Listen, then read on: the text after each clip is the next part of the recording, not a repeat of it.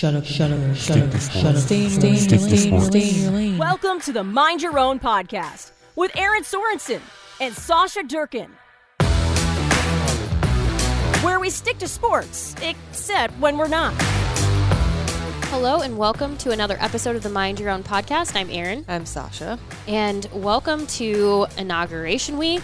I'm just going to tell you, aside from all else, this is a big week, historic.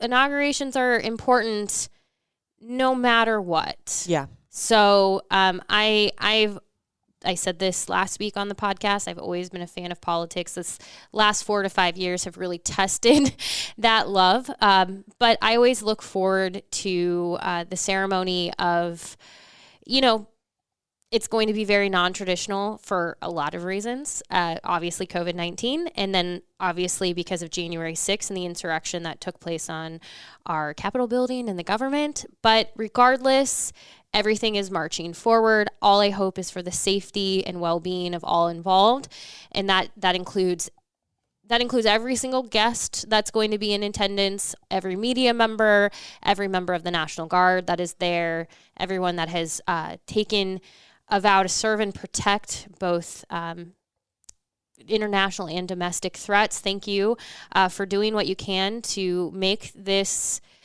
It will be an inauguration like no other, but it is still an inauguration, and, it is what it is. Yeah.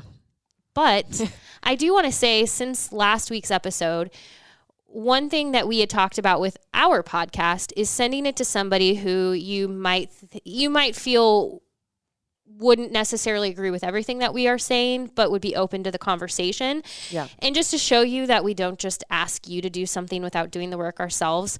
One thing that I had decided in the new year, I'm not big on resolutions, but I am big on trying to do things that challenge me, make me feel better, all of the above. Right. There is a there is a playlist on Spotify that pre-pandemic, when I was driving a lot, I listened to it nearly every day. It's called The Daily Drive on Spotify. It's designed to provide a mix of news and music that is made exclusively for you. The point of it is to pull from music that you are currently listening to while interjecting just news updates for the day. They don't want it to be, they try to keep it very, very bipartisan. So we're talking things like NPR, BBC, and the New York Times, the Daily. Mm-hmm. And I really appreciated the episode that I listened to today. And if you're interested in listening to it yourself, the episode is What Kind of Message Is That? It's from January. I think the date that's pulling is January 17th, mm-hmm. but technically it's from Tuesday, January 19th. Regardless, just look for What Kind of Message Is That? And what the editors and producers and reporters of the show did is they went and called Trump supporters. Mm-hmm. And they wanted to just talk to them about their feelings about what happened on January 6th. They wanted to talk to them about their feelings around the election, around inauguration. And I will be honest with you, a lot of what I listened to was hard for me to listen to. Mm-hmm. Even by myself, I felt myself wanting to argue back on some of the things that these people were saying. But I thought the reporters and the producers handled it so well because they didn't do any of that. What they did is they just continued to ask questions. And I'm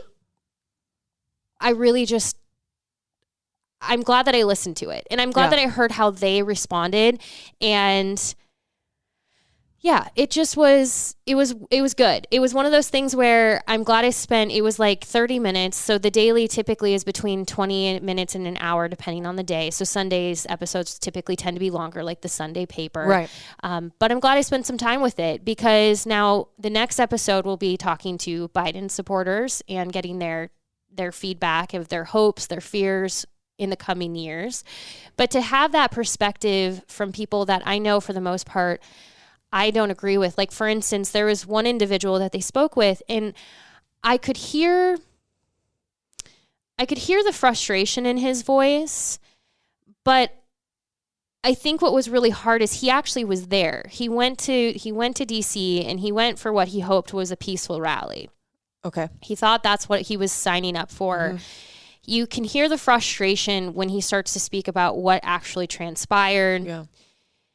But he isn't at a place where he can see that how this could possibly be Donald Trump's fault. Like he's not yet there where he can say he has any place of blame in this, but he's frustrated by what happened. And while it might be easy for me to say, well, he incited some of this. Right. This is an individual who is telling very openly and honestly, this is how I feel. And you can hear it in his voice. And so it was good for me to listen to these individuals speak, because when we talk about sharing things with people that we think might challenge their viewpoints, what we don't mean is I don't want you to go down some conspiracy theorist rabbit hole on the internet. Don't do that to yourself. But when you can have something like this, so I really recommend this episode of The Daily from the New York Times. This particular episode, like I said, it's What Kind of Message Is That? It's an ability to listen and hear a different perspective and hear where somebody is, for better or worse, at in their state of mind, that, like I said, isn't taking you down a rabbit hole that you don't need to be down. And like I said, I really appreciated the reporters. I thought the questions were fantastic. I thought how they handled things were fantastic. I mean, you had people literally telling a reporter in that moment, like, I don't trust the news. I don't trust, mainstream media. I don't trust any of that. And to think you're quite literally speaking to a journalist in this moment. Yeah. There's a level of irony, but that person, that reporter could have said, well, you're speaking to me. But what benefit does that do besides throw a guard up and suddenly make it now combative? Right. So through the entire thing, through people telling them, I don't trust the mainstream media, I don't trust the news, I don't trust reporters, these individuals kept a very okay, well, let's talk about that. Why don't you? Right. Tell me more. And I thought that they handled it really well. So I recommend it. Like I said, we don't just tell you to go do something and then try not to do the work ourselves. So I did actually listen to something, and I'm glad that I did. I don't know what I can do with that right now, but at least I feel better for having spent a little time with that podcast. Right. I'll have to check that out. I think it's super important too, when, like we've said on a couple times on this podcast, to be willing to have those conversations. That's how you are willing to have that conversation. Like by not getting defensive, expand upon and maybe dig a little deeper for the other side to explain why they feel a certain way about something, and then just listen. Because I can't tell you why Erin feels some way about something unless she can verbalize it to me, right. And then spending the time to listen to what she says. That's what we mean. Yeah. Just listen. Just listen. In fact, we'll, at the end of this episode, when we talk about what we want to sort of challenge for this upcoming week, a big piece of it is listening again. And so I don't want to give too much away from there, but we will come back to something. And I even have it pulled up on my computer. But I think when we talk about reporters and the world that we live in, this is probably the place to start, unfortunately. I had sent Sausha a message and said, I kind of want to talk about this. A story broke Tuesday morning that the New York Mets, long story short, the New York Mets have fired their general manager, Jared Porter, for sending explicit photos, including a naked picture of his penis, to a foreign female reporter in 2016. She had ignored dozens of other messages from him for weeks on end. And she came forward, and now he has been fired. So I really recommend, if you'd like to know more on this story, both Mina Kimes and Jeff Passan from ESPN have the story about this. Please go look it up. It's on ESPN.com. You can also go to either Jeff Passan or Mina Kimes' Twitter accounts. They have plenty more there. The thing that was really disturbing to me about this is, first and foremost, there's going to be individuals that come to the defense of Jared Porter. And I just want to tell you what I'm expecting those defenses to be. And I'm sure they're there. To be honest, I don't always look for the defenses because I need to protect my need to protect my space. So I haven't gone looking for the defenses because I know how it will make me feel, but I understand it's there. I'm sure it's there on Twitter. I'm sure it's there on Facebook. I'm sure it's there. Yep. But people will say she led him on. People will say, well, she was texting with him. I'm sure people will say, if she had such an issue with it, why is it now just coming out today and not previously? I'm sure there are people who will say just all kinds of things. And I want to be clear. It does not matter if you're a man or a woman. When you are a reporter, you have sources, you are trying to establish sources, you are trying to build relationships, and through that, and this is the case in most. So for instance, myself, I have texted a number of Nebraska staff members over the years, both current staff, former staffs, some people I still communicate with that are no longer on Nebraska staff. Right. But there is a level of respect there that I hope that they respect me enough not to send a lewd text message because we've had communication. Right. It's a professional relationship. It is. It's a professional relationship. There should be mutual respect there. 100%. And the fact that women so often are viewed as, well, obviously, and I mean, I'll be honest with you, I've had everything thrown at me. And I'm sure, to be honest with you, I'm sure some of this is still set out there. Again, I don't go actively seeking my name on message boards. I will not. I refuse to. No. And I'm sure it's out there. I'm sure I've heard it all. I've slept with people to get to where I am, which is just so bizarre.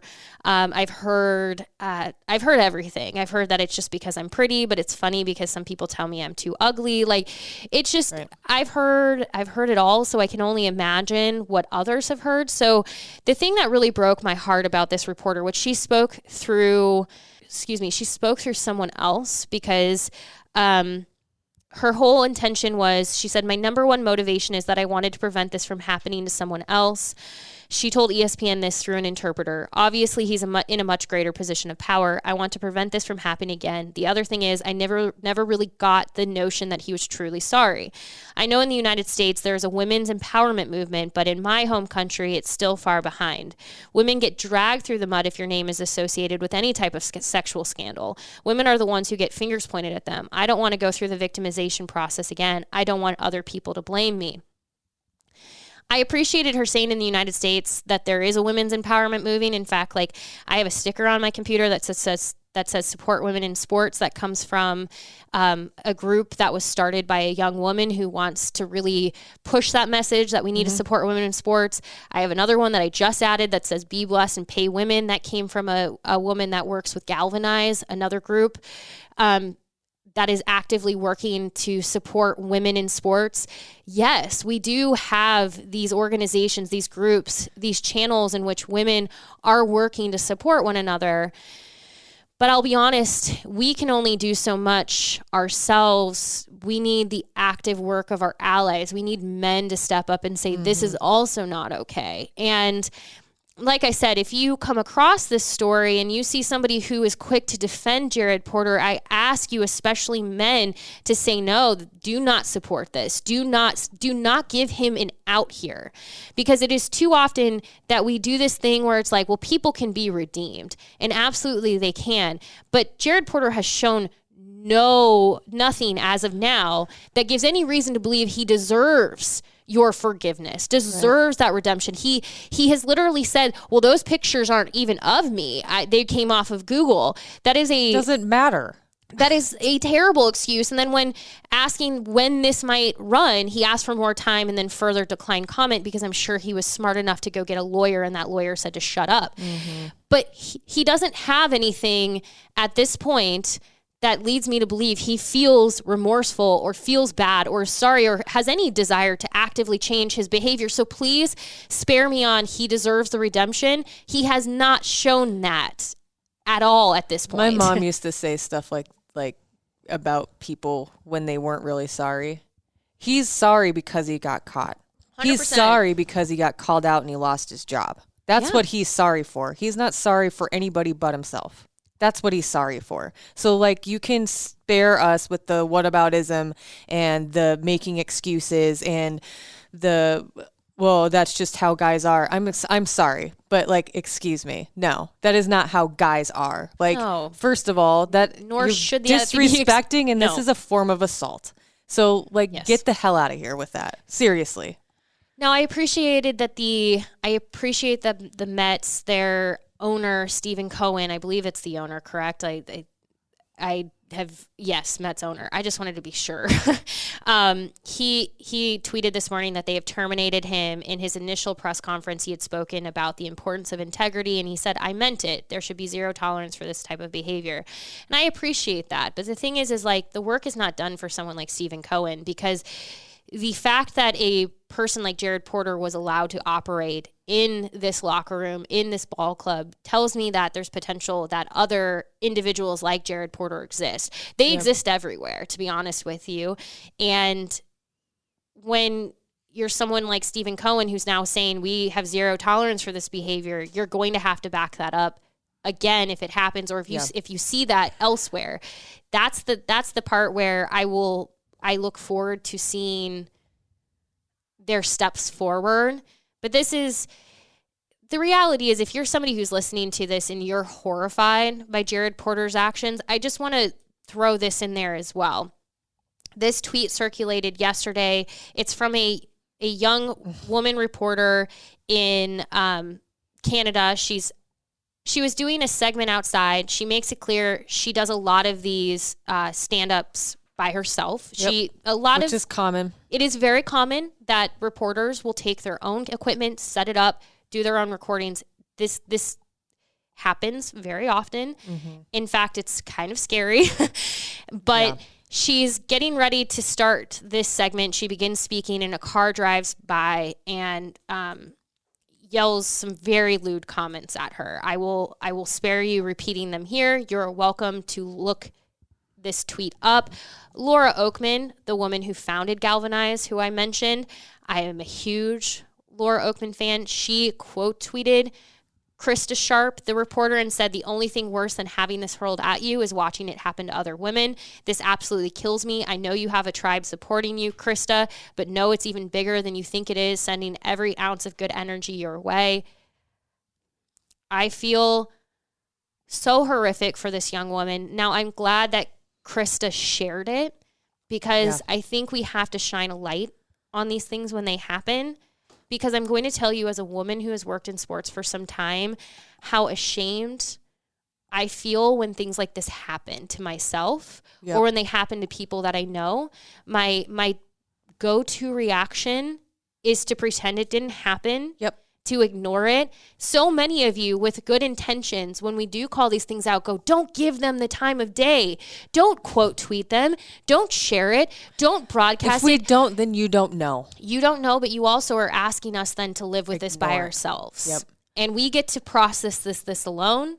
We have no opportunity to share what is happening. I understand when you say that, it's coming usually from a place of, well, you're being well-intentioned. Right. You're saying don't allow this person to win. You're trying to be supportive, but the wording that you're using is telling us to ignore something that's very real to us. What I was going to say, too, it's not even just working in sports. I have experienced this stuff just growing up, happening to be a female. Mm-hmm. I cannot go running by myself with some form of mace or something, because people do this and people follow you on the trails. I cannot walk to my car at night by myself without something on me or being fully aware of everyone and everything around me. Mm-hmm. I can't walk my dog. I can't do anything outside of my house by myself without being fully aware of where I'm at and my surroundings 100% of the time, because there are people out there like this. Mm-hmm. And if it's not making lewd comments, it's being creepy and following, even if the intention isn't to do something horrible, and it's not murdering me. I don't know that. Right. I've been followed on the trail several times before, and it's seriously the most terrifying thing in the world. And when I saw that video, that's an everyday occurrence by being alive and being a woman. And here's the thing is, there are people in the comments who are like, oh, well, this originated as a joke and stuff. Y'all need to spare me with the defenses of these people. Excuse me. I'm saying we shouldn't have to have defense mechanisms to this. But yes, people are already defending, oh, it's a joke that originated. Like, no. It's not a joke. It's not a joke. And it's funny because if you're somebody who thinks, well, how often does this really happen? I want to, based on what you just said, Sausha, I want to say 3 things that I've talked about in the last month, maybe not even a month. I think it's been like 3 weeks. The first is I got my mom a pair of headphones because she's been enjoying listening to Spotify on her phone when she goes for walks. I recommended she do one of 2 things, either keep one earbud out of her ear at all times or have it in a way that you cannot see that she's wearing that she's wearing them. I said put them through your shirt or put them through, make it so that they cannot see that you have a cord, because my mom is 65. Right. I'm telling my 65-year-old mother and she's looking at me like eyes wide open, like, horrified. Why are you telling me this? Right. But I'm like, I don't want you to be subject of somebody taking advantage of you because they see you wearing headphones, but you should be allowed to walk safely. I saw an ad jumping off that before we move on to the next thing. It was literally the only person or gender this could have been marketed to was someone identifying or being female. It was, women will love this, and the feature was to turn one of the headphones off without the other turning off. Oh, God. What the hell? I used to go for... We do have to worry about that, though. Yes, I used to go for walks. And I would listen to podcasts. In fact, that used to be when I would... my time. I would take my dog... At the time, I just had Jax. I would take him for a walk. I would listen to different podcasts. And I stopped the first time. I'd been doing this for close to a year, and I stopped after this one time that this car kept circling back and following me, and they weren't yelling anything, but I felt really uncomfortable. And so I immediately took my headphones out of my ear, and you start to do this thing as a woman where I start to look at my options. I'm looking around. Are there other people? Are there anyone else? And I realized I was really close to the park that was near my house. I better get to the park. There's probably people there at the park. If I have to scream, will those people hear me? Mm-hmm. Like, that person, by the way, stopped following me the second I got to the park. Right. And that was the thing that, like, I'm in a neighborhood. Like, I feel very comfortable in my neighborhood. Feel very comfortable in the spaces that I walk. But I felt really naive at that point that I had even, for a period of time, felt comfortable walking out and about without having, and I mean, so Jax, my dog, is a 50-pound pit bull lab. Like, actually, he has no lab. He looks like a bit of a lab, but he doesn't. He's majority pit bull. He is not a mean dog, but people are afraid of him when they see him. It doesn't matter. Right. People apparently don't care. It doesn't matter if, like, I need you to understand, it does not matter what I'm wearing. It does not matter how I look. It does not matter. Could be dressed in a sweatsuit with my hood tied around my face. Mm-hmm. The second they realize you're a woman, it's game over. Yeah. There was one time I was walking I went off on a tangent. No, here, you're fine. There was one time I was walking. I took the long way to walk to the gas station to go grab a soda. I didn't realize that the back part of my way there to take it longer was not as well lit. It was maybe 7 o'clock at night, but it just started getting dark. I ran the back side of that because I was familiar with it during the day because it was part of my longer run route, but I was not familiar with it at night, and it was a little too dark for my liking. If something happened, there's not enough cars on that road. Yeah. And something, this is a stuff. It's not even stuff. This is a shit we have to worry about on a daily basis. This isn't like isolated incidents. This is all the time. I was just telling my fiance this story, and this is what I'm saying. Like, these conversations happen a lot. I was just telling my fiance this story a couple of days ago. We just happened to be driving down a road that when I was in high school, my friend, a good friend of mine, before we could drive, we would walk down this road because we would want to walk up to the Target that was nearby.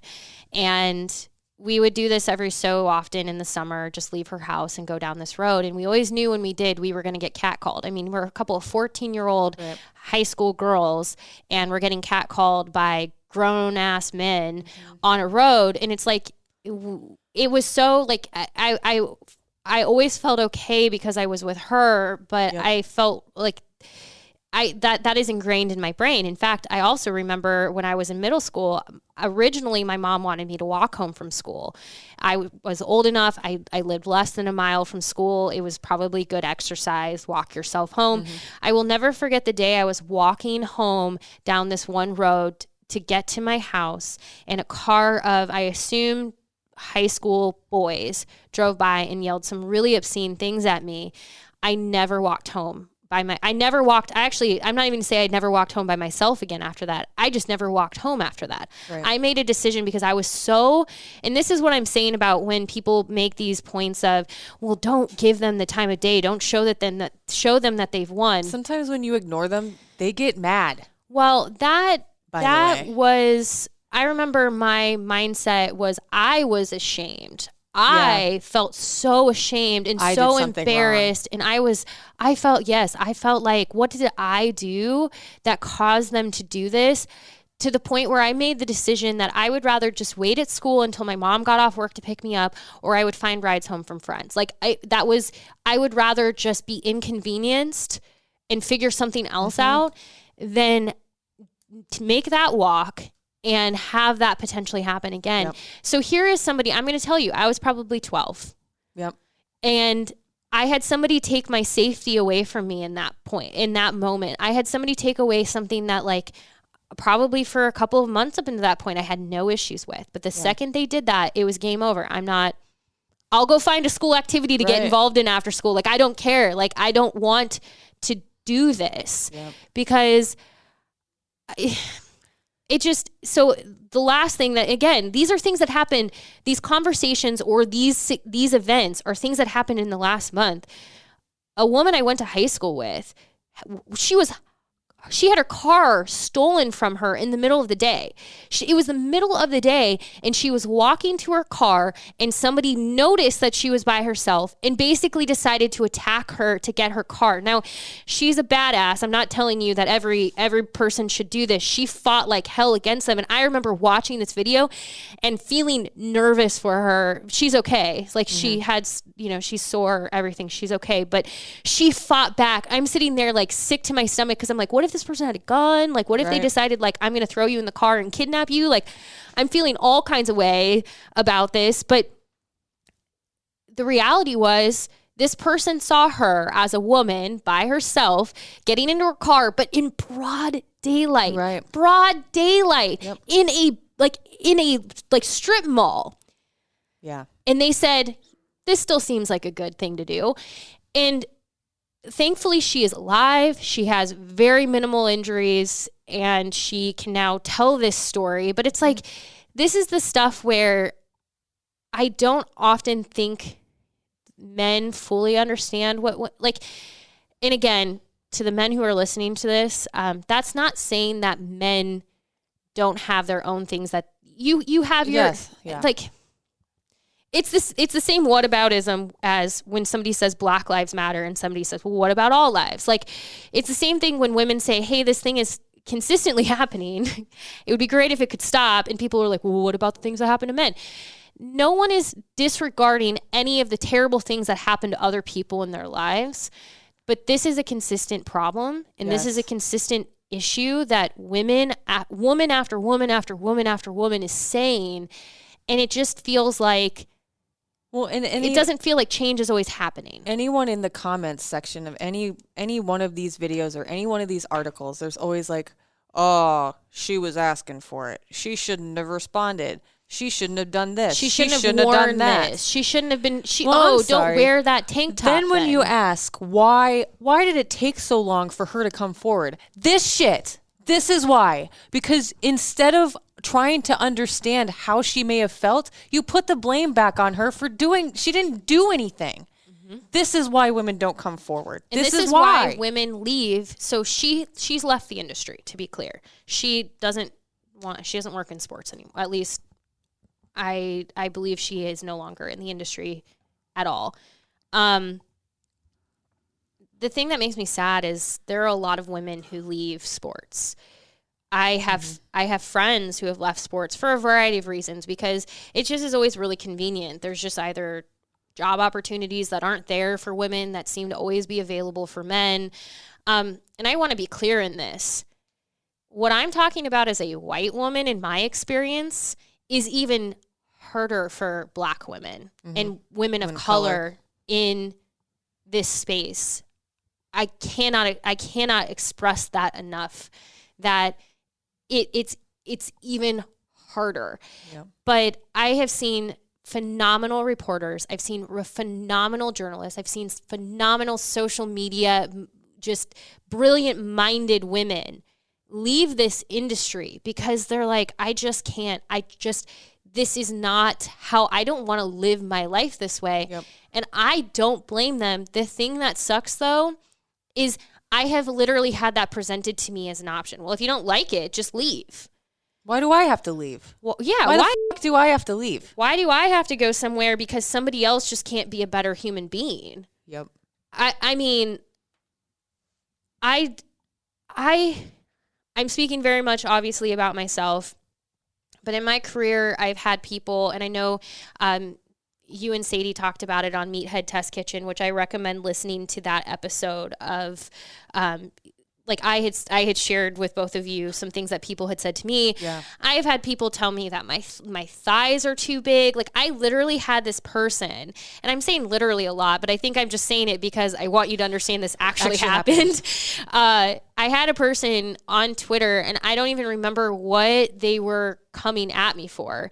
They took a screenshot of a photo of me and my thighs and basically expanded it and blew it up on Twitter as some kind of proof point that I was apparently not beautiful enough, good at my job. I'm not sure, because look at the size of my thighs. Now, I am not fooling anyone. I am not a size 0. I have consistently been in my life between a size 6 and a size 10.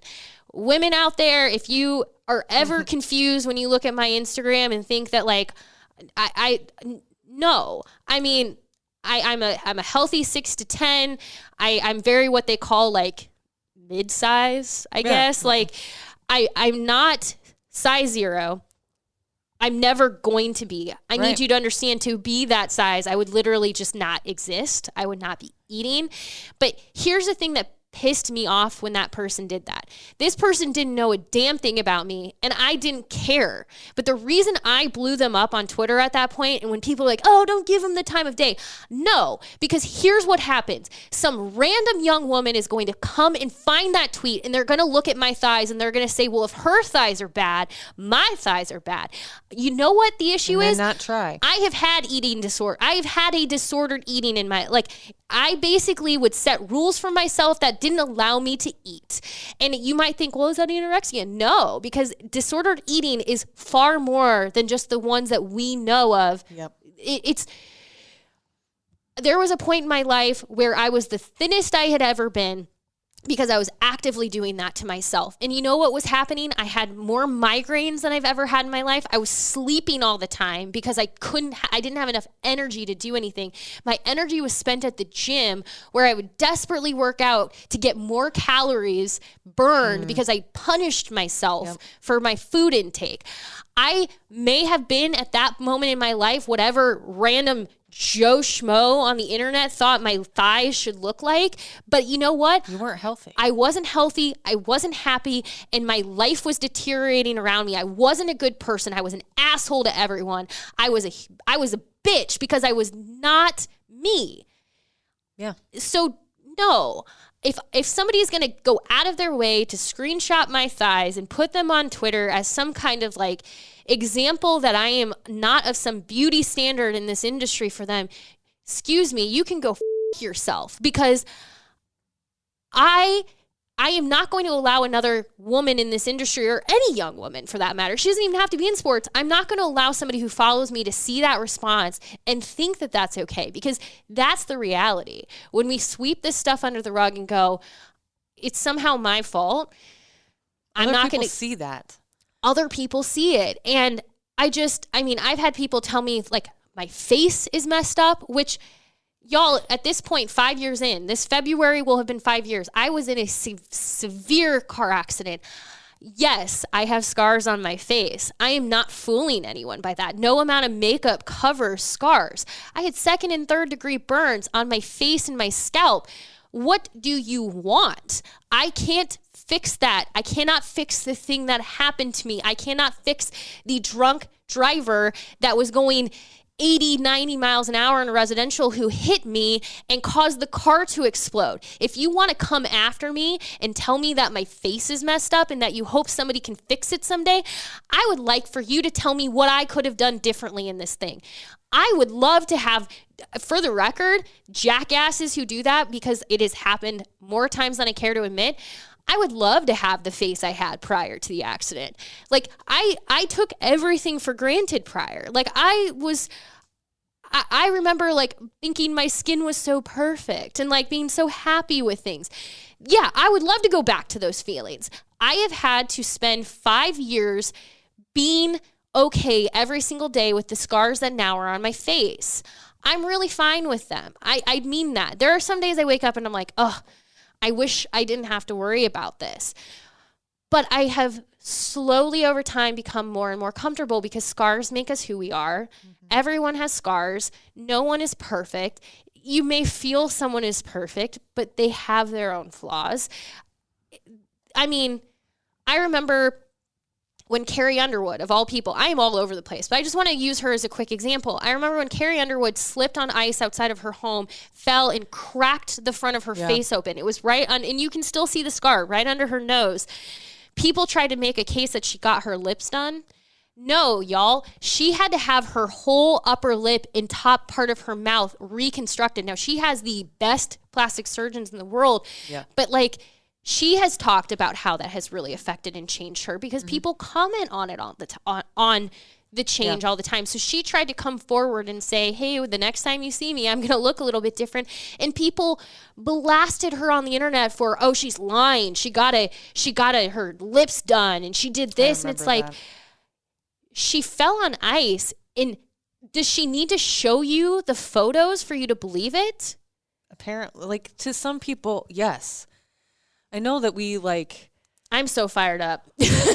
And I won't swear as much as I did last time this came up, but it, like, seriously, at my, all the way to the core of my being, when I cannot go on Twitter anymore because of shit like that, because the second I see it, I'm gonna lose my cool, because you are a person near and dear to me, and it seriously, like, it makes me just fucking sad. Like, grow the up, people. Like, I don't really understand why or how or like what purpose there is to making comments like that, or not understanding, or not, maybe if it's really bothering you and it's top of mind, ask a damn question.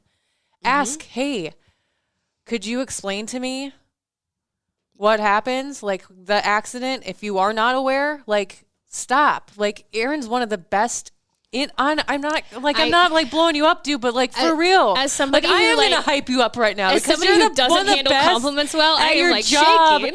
in Nebraska. Honestly, you really are, because you give people the mood. And that is super important. Like, I don't need a basketball score. I want crying. the mood. And you are so good at that. So when people come at you, and instead of just being like, yes, you're amazing, and have to make stupid comments because they feel small, it's bullshit. And I'm like, like, for real. Stop. It makes me mad, because I did not realize this about you, and I'll let you share whatever you're comfortable with. But see, I feel so much. Thank you. I'm somebody who's working actively every single day to be better at accepting compliments. So thank you. I'm like the worst at accepting compliments. But we were talking about this a little bit prior to the show, and I have always looked at you. So really quick before you, I want you to share whatever you're comfortable with. But I just want to say the way that I have always looked at Sausha. So from the moment I met you for the first time, which I think was at 1620, a long time ago, I immediately was just like, this woman is a badass. And I have this weird thing in my life where I tell all of my friends that, like, they never got a choice that they were my friends. I just decided, like, I want you in my life. You're going to be my friend. I basically decided that with Sausha. I was like, she's so cool. I want her to like me. which is so funny because then I probably spent like multiple years being a complete idiot all the time, just being like, does she think I'm cool? But I just think you're so genuine and so authentic, and you are so cool. And I'm so glad that you are in this space because we need your voice. I need your voice. I really don't care. I want to just listen to you. And I'm so appreciative for you and your friendship in that you continue to fight in this space too, because to be honest with you, I get so nervous that people are going to leave, and this industry would be a lot less bright if you left. And I would have to fight people. And I'm just going to tell all of you, I will fight you. So like most people know, like kind of my career in Omaha. I was older. I'm gonna be 37. I know I'm not that old, but I didn't figure out what I wanted to be when I grew up until I was about 25.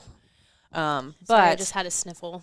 I know this is teary. I didn't care. But when I was at the Zone, they wanted all the producers to have their headshots taken, be put on the website, because occasionally the producers would go out and do remotes or be on location or whatever. I was totally cool in my bubble of people assuming because of the sound of my voice that I, appearance-wise, was completely different than I am. Mm-hmm. And I really fought back. I was like, can we just put a joke picture up there? Because I was not comfortable with people knowing what I looked like. Not because I think I'm attractive, but because I didn't want to deal with the bullshit of people if they did find me attractive. I just didn't want to deal with it. And eventually they were like, it'll be hidden in layers. It won't be like front page. And I was like, okay, that's fine. I have actively in my entire career not sought out comments on Reddit or whatever, because I didn't want to know what people had to say. Because if you really wanted access to me, you knew what the email was. Mm-hmm. If you really wanted access to me for a time in the beginning, can't do that anymore because people are creepy assholes. Not even knowing what I look like, would just send me creepy, weird messages based off of something I said or tweeted, which is almost always a joke 100% of the time on Twitter, because I just can't take it seriously. But I really just didn't want that to be a part of my life, because I had seen what happened to other women. I had heard your story. I had seen this happen to so many of my female colleagues, and I just didn't want it to be a part of my life or have to deal with it. So I shut it down. It reminds me a lot of, it's interesting that you say that about like your email and stuff. I actually have like, if people want to get a hold of me, they can. It's not like it's hard to find my email address if you have to.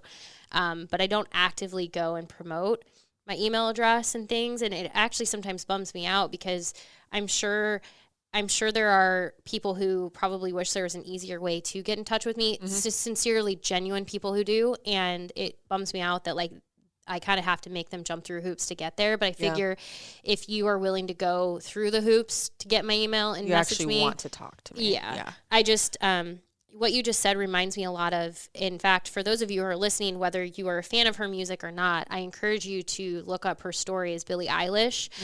Billie Eilish is notorious for wearing very large, oversized outfits.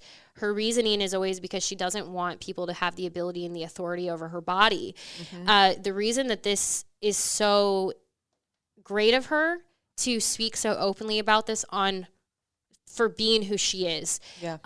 There was actually a song that was going around TikTok a month or so ago, and it was basically a song somebody had written that was very, very vile. It was sexualizing Billie Eilish, and all of the responses from women on TikTok were, this person's doing this and she's wearing baggy clothing. It literally does not matter what you're wearing. But this is exactly why she does what she does, because she is not comfortable with people sexualizing her without her authority, without her consent to do so. And this person still went and made a horrible song about her, and she's never spoken about it because, again, in this case, she really doesn't need to. Plenty of people have spoken up on her behalf in this space. But if you're ever somebody who's like, oh, that's interesting, why does Billie Eilish wear such large oversized clothing, it's because she really doesn't want people to know what she looks like. Take back the control. She has 100% control. Now, there are a lot of women in the industry who do the opposite, who wear whatever they want and don't to be clear, Billie is wearing exactly what she wants, but there are women who also then go out and wear exactly what they want, whether it's next to nothing. And they're basically saying it does not matter what you think about my body and what you say to me. Take Lizzo, for example. Lizzo wears anything that she wants. And there are plenty of people who come at her and say, your body shouldn't be allowed to wear this bikini. And she always is the best at her clapbacks because she always comes for you when you come for her. Yeah. And she's always very clear that her body is a body like anyone else's body. And that body is designed for clothing and everything else. And she can put whatever she wants on it. And if you have an issue with it, it's not her problem. That's on you. That is the thing, is like, as women in this space, we have to come with thick skin. And I want to be clear with like everything I've shared with you. Please, I've said this before on my Twitter account, please, you don't have to, you can email us if you want to talk more about this. We're at mindyourownpodcast@hailvarsity.com. What I don't need though is you to tell me that I'm great and I'm beautiful and all these things. Please don't do that. The reason why is because, one, I'm terrible accepting compliments. I'm just kidding. No, the real reason is because I really, really do have thick skin. I'm okay. I really am okay. What I would like for you to do instead is to save that energy, the energy you might feel of, I'm going to reach out to Erin and Sausha and tell them that I think you're amazing. Save that energy for somebody else who needs it. Save that energy for a woman in sports that you see that needs a little extra support because people are coming for her for some reason. Or if you see your uncle on Facebook calling out Erin Andrews for wearing a sparkly jacket, save that energy for that and go tell him that's not okay. I have to say I really appreciate it. I was tweeting about something the other day and somebody commented on what Maria Taylor, and I am so sorry, I just lost her name. It was Maria Taylor, and there was another sports reporter for ESPN who took over for the national championship game. I'm going to go get her name because I want to be very clear. But I really appreciated both of them were wearing to be clear, these outfits were very much who they are. Neither outfit it didn't matter. Honestly, Maria, it was on brand for them. It was on brand for them. But it wouldn't matter if Maria Taylor decided to show up in a bikini. Like, I really don't care. If Maria Taylor decided to show up in a potato sack, I really don't care. Like, it's what are you comfortable in? Right. It's whatever you feel. And so somebody had shared a photo from ESPN. It was like one of the PR people who was like, just serving looks tonight from these two women. And somebody else was like, well, I don't know. They look like cocktail waitresses. And and they basically made the comment of like, do you think that like they wanted to wear that? And I'm like, it's Allison Williams. I just want to be clear. She had a really cool sparkly jacket on. And now the cool thing about Allison Williams is she actually stepped in last minute because she was not originally scheduled for that game, but then was called last minute to step up for it. For people who were like, wow, she did a phenomenal job. Of course she did. She's an expert. She's a professional. Let's stop being amazed at people just doing their jobs. Like, it's great. We can be excited that she did well, but like, she's also a professional. Like, I don't understand sometimes why we're always so like, oh wow, in the moment of duty she stepped up. It's her job. Like, of course she was going to. Right. But those women were wearing whatever they want to wear. I see this same thing with Erin Andrews. Erin Andrews cares so much about what she looks like. Who cares if Erin Andrews likes fashion? Let her live her life. Speaking of that, I actually got asked this the other day by a female. Because it's not explicitly, like, we're not just calling out the guys here. Because other females, we need to be better about being women team support players. Women. Yes. But unless another woman deserve yeah, you guys know what vibe we're going for here. But they asked me, do you wear makeup every day because you feel like you have to or because that's something you want to do? And I don't get offended very often by much, but it took me aback for a second because I was like, I wanted to be like, hi. if you think I'm doing anything for anybody else but myself, like if my husband happens to think I'm attractive that day, I mean, he thinks I'm attractive every day. I'm not trying to call him out, but like Brian. But if he's like, you know, he's like, dang, that's the only person I give a crap about looking nice for. I put my makeup on every day because it makes me feel good. Yeah. I like to show up. I have awesome eyeliner skills. Like I'm going to keep practicing them things. I wasn't even offended. I was just like, who are you talking to? I saw a quote once, and this was so true. It was like, I don't get dressed up. I don't put makeup on for anyone other than myself and the like 12-year-old girl who's going to see me on the street that thinks I'm a badass. Yes. And like, that's me. I'm like, if a middle schooler is like, hey, I really like your shoes. I'm like, I have made it. Right. I have like, I have like come to a peak in my life. The youth think what I'm wearing is cool. Right. Like I remember when I worked in the journalism college for a while and in the Nebraska Journalism College, and like, if a like young woman would come up and be like, oh, I'm really liking your jeans, I was like, I have done it. Yes. I have accomplished everything I want. Reached the top of the mountain. I ain't here for my fiance. I ain't here for other men. I am really not here for anyone but myself and that random young woman who's going to tell me that the my only shoes are vibe great. checks I need are if I look in the mirror and I'm like, what up? Yeah. That's the only vibe check I need. Yeah. I just don't care. I put my makeup on every day, especially this year.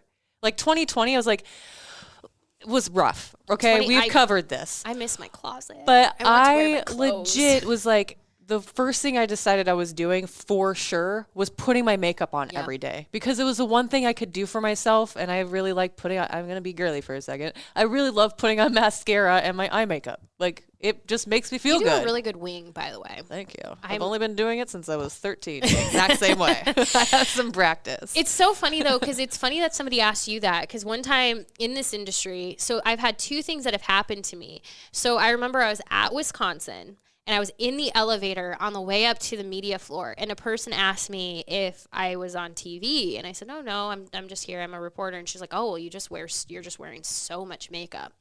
So I remember just being like, all right, thanks. All right.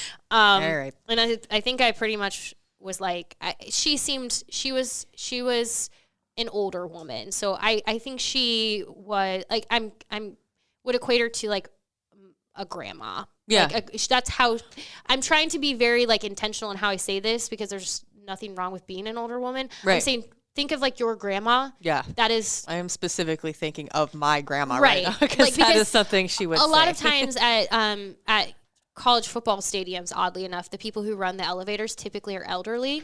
Mm-hmm. And it's an easy job that they can usually sit down. It doesn't require, walking around doing anything, but then they still get to participate in the game day. Absolutely. So that is what I'm saying. So I think she was just being nice that I must be on TV. I think if I would have said yes, she would have been very excited. I think I actually disappointed her by telling her I wasn't. Right. So, but I remember being like, that kind of made me feel bad, because I'm like, am I just caked with makeup? But then I had somebody else one time who was closer to us in age say to me like, well, you just wear a lot of makeup. And then they realized that was kind of an insensitive thing to say. And they're like, I mean, it looks natural, but it's just a lot. And I'm going to be really honest with you all. After our accident, I never really wore a lot of makeup before our accident, because like I said, I was very cocky about like, oh, I have good skin. So I was a total brat, total diva about like, oh, I don't have to wear makeup all the time. But after our accident, like my scars have improved significantly in time, because I had some very incredible experts at UNMC who know what they're doing, continue to know what they're doing. But the things I can't control is that they sometimes get very, very red. I can't control that. I can't control I just can't control the like texture of them. That's just nothing I can do. However, makeup does help. So if I put on makeup, it can hide if they get red. It can help balance some of that texture. I have learned how to do it.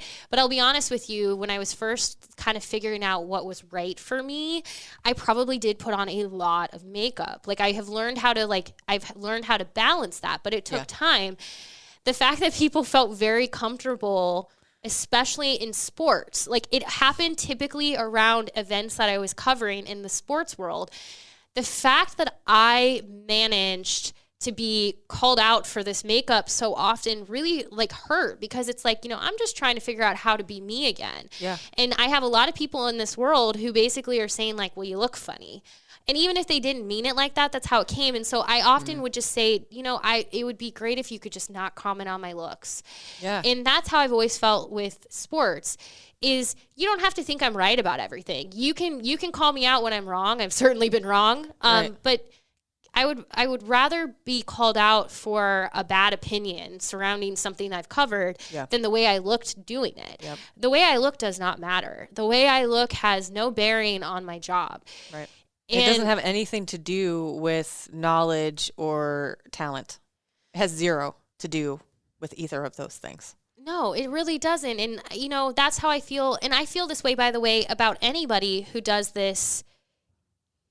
Men, women, it doesn't matter. I've seen people do the exact same thing towards men in this industry where they're like, oh, he's too big, he's this. And that's not okay either. Right. Let's just stop commenting on people's looks and just let them be who they are and worry about the things that matter.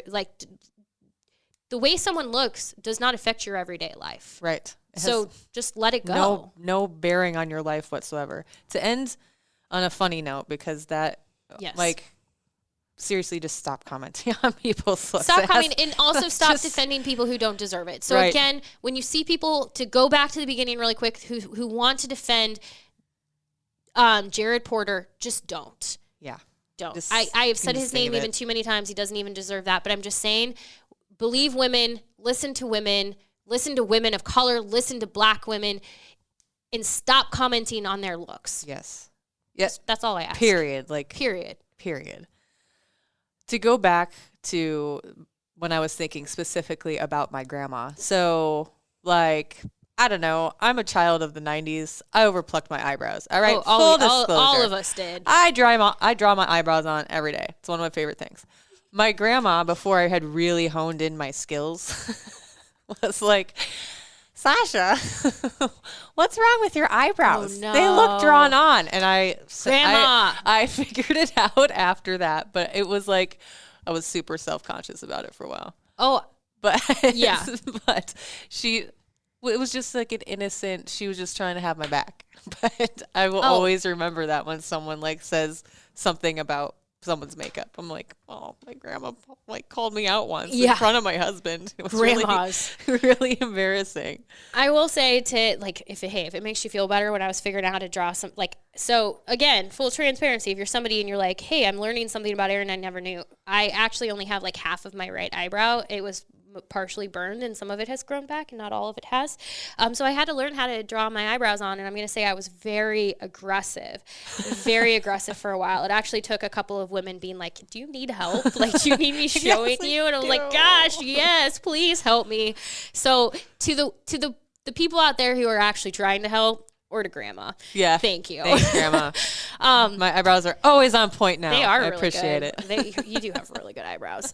To end on kind of circling back a little bit to the beginning. Now there is a little thing after this, so please don't go anywhere. Yes. I just wanted to add this one thing. When we talk about the value and the benefit of supporting women in sports, I think this is so phenomenal. Sarah Fuller, our queen, our Lord and Savior, Sarah Fuller. We're not worthy. We are not worthy. She was invited to participate in the inauguration from both Joe Biden and Kamala Harris. She believes this will be especially meaningful for American women and girls. And she said the glass ceilings are breaking and it is time to #lead like a woman. So she filmed at Vanderbilt. So if you're somebody who's preparing to watch the inauguration, by the time you're listening to this, you may be watching some of the inauguration, or you may have watched some of it. Mm-hmm. A lot of the things were pre-recorded or pre-taped. A lot of people are not in person, which makes a lot of sense. But in this case, I'm very excited to hear Sarah Fuller speak. Yeah. What an incredible journey for her. And I'm just, here's an example of a woman that we really need to lift up and support, because she walked headfirst into the lion's den, knowing what was waiting for her from people who were going to criticize her every which way to Sunday, and has handled it with more grace.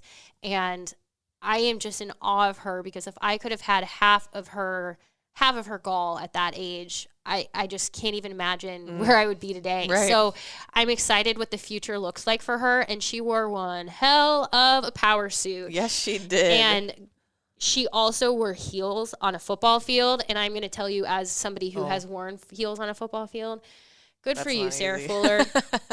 You are a goddess, and we are truly not worthy of you. Wow. Ugh, I Got love goosebumps it. all over I'm again. so excited. Okay, so if you are somebody like we talked about, and I'm going to be better. I'm going to be better about trying to find things too. And I know like we had said originally, like things that we can actively do. This is one where if you are somebody, it's technically, you know, a day or two, or now 2 days by the time you're listening to this, after Martin Luther King Jr. Day. But I think it's important. In fact, Nebraska is actually celebrating MLK Jr. Week. Mm-hmm. It's the 25th through the 29th. The reason why is it's that first week back to school, so they would rather celebrate with students in classes versus a week when no students are on campus or in classes. Right. So the reason that I wanted to share this, and I'm going to go find it because I typed it to you. So we received an email from one of our favorites, Yuri, and he said something in his email, and I'm not going to read the whole email to you. Yuri, your email is great. It was very fun to read. I actually emailed him back and had some like fun responses to some of the things he said. But he made a comment. He said, "No right is absolute. The second you use your right to infringe on or to harm someone else, your right is now void." I really loved this quote from him because he was speaking about us talking about the insurrection on January 6th. And since then, what people believe to be the freedom of losing their First Amendment rights, everything else. It's not exactly an apples to apples. It's a little bit in the same neighborhood. But the reason it really stood out to me is on Martin Luther King Jr. Day, I took a ride on my Peloton with Tunde. She's one of my favorite instructors, and it was a part of her Speak Up, Speak Out.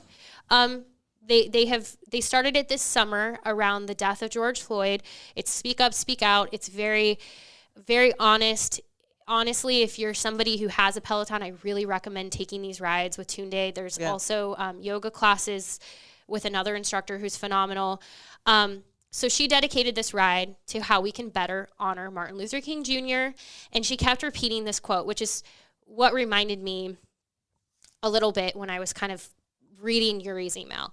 "Freedom is never voluntarily given by the oppressor. It must be demanded by the oppressed." Now, what I'm talking about here is when we have gone down the path of whataboutisms between what happened at the Capitol on January 6th and the protests that happened around Black Lives Matter and around the death of far too many Black men and women in this country. The thing that we have to remember about someone like Martin Luther King Jr. is he has become a rightful hero, but a lot of his history has been, I'm going to just say it exactly as it is. It has been whitewashed. Mm-hmm. The thing is when we share his I Have a Dream speech, a lot of people only know the very first part of his I Have a Dream speech. I actually ended up taking the yoga version of the Speak Up, Speak Out on Martin Luther King Jr. Day as well. And the entire I Have a Dream speech played. And I'll be honest with you, I don't even remember the last time I listened to the entire I Have a Dream speech. He doesn't just speak about the dream of white men and white women, or black men, black women, white men, white women, children, whatever, coming together in unity and peace. He also speaks very openly about things like police brutality. Mm-hmm. He spent a lot of his time as an activist speaking about things that made people hate him. In fact, he would probably be very hated today. Yeah. Time has really changed how a lot of people look at Martin Luther King Jr., but I think it's important, and I saw a lot of kind of like fighting between people about this on Monday, about, well, why can't I share a quote? You absolutely can share quotes. Mm-hmm. Like his quotes are timeless and should be shared. But also understand the context of that quote. Where did that quote come from? When did he share that quote? What was the context around it? Because there are a lot of times where we're missing the context. So I really, really encourage you, if you want to honor Martin Luther King Jr., and I'm going to tell you this fully honest, like so honestly from myself. A lot of this I am still learning myself. A lot of this I Me too. I'm sad that like I feel like I did not know until recent years when it has been had to be pointed out to me. But there are so many resources out there. And we will put these in the show notes. So if you go to hillvarsity.com, it will be in the show notes there, is the UNL Office of Diversity and Inclusion is hosting an event with Bernice A. King. It's his daughter. It's a part of their MLK week. It is free to participate in. It's virtual. I think this is a great opportunity to sit and listen because she is somebody who is very, very clear about what people took from her father at the time. So this is what she tweeted yesterday. Dear politicians, political influencers, when you tweet about my father's birthday, remember that he was resolute about eradicating racism, poverty, and militarism. Encourage and enact policies that reflect your birthday sentiments. And then she shared a video saying, here is who he was authentically. It is so important that we don't lose who Martin Luther King Jr. was in his entirety, because his story is so important, but it's only important if you get the whole story. We can't just cherry pick the pieces.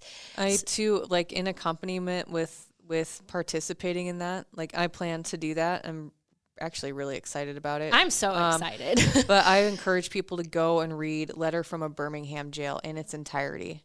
And we can link that as well. I think that I actually revisited that yesterday, this being Tuesday when we record. And I forgot how many important things are in there.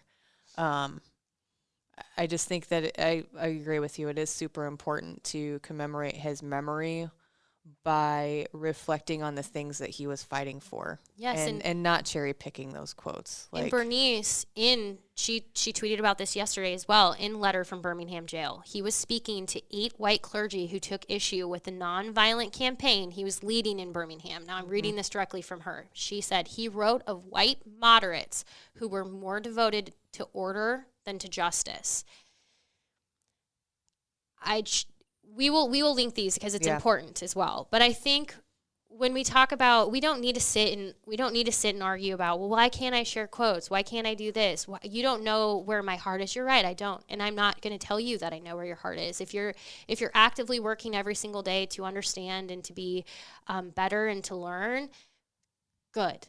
But a lot of what he stood for was also calling this stuff out. A lot of what he stood for was that, unfortunately, the white moderate, as he called, as he used in his own speeches, was often comfortable in a space where they did not need to speak up. And so we often ask, what would we do if we lived during that time? We are living through another time of we are having another, let me just say this. Civil rights have never, like the fight for civil rights has not stopped. Yep. It has not. And I know we look at certain time periods and go, what would I have done in that period? And it's like, well, this period is mirroring a lot of that in some ways. But you know what? Honestly, the fight for fair and equal civil rights has never gone away. We are constantly fighting for these things. And so I just encourage you, in light of Martin Luther King Jr. Day, spend some time with his words. Spend some time getting uncomfortable with his words. Yep. And if you feel like some of what he is saying is calling you out and your first reaction is to get defensive, don't. Understand where that's coming from and do something with it. Yep. That's all we can ask of each other. It's just to hear him, his full authentic self, and not just what makes us feel comfortable one day a year. Oh, Mike, I'm like, seriously, like I don't have anything to add to that because that was perfectly said. Well, thank you. I've told you all this. I'm not perfect here. I will stumble. I will make mistakes. I will say things that I will regret. and I hope I am better for, and I hope I correct, and I hope I continue to learn. And that is all we can ask. So on a week that is so historic for so many reasons, let us just take a moment and spend some time with his words, because I think his words have so much more power in their entirety to bring us together than they do to separate us. And so with that, let's just spend some time with Martin Luther King Jr. for the week. Again, go register for that event. I am so excited to hear from his daughter. I've listened to TED Talks of hers before. She's phenomenal, obviously, but she is, the fact that she's giving us this resource to listen to, let's take advantage of it. Absolutely. Because this opportunity doesn't always come around. Yeah. But have a safe week. Be mindful. Go spread some good energy around. Yes. And always, you can email us at mindyourownpodcast@hailvarsity.com. We appreciate when we do get emails from you. It makes our day. Mm-hmm. And thank you for listening. And as always, these podcasts keep getting longer, but you haven't told us to stop. So thank you. Thank you. We'll see you next week. Bye. A Hurrdat Media Production.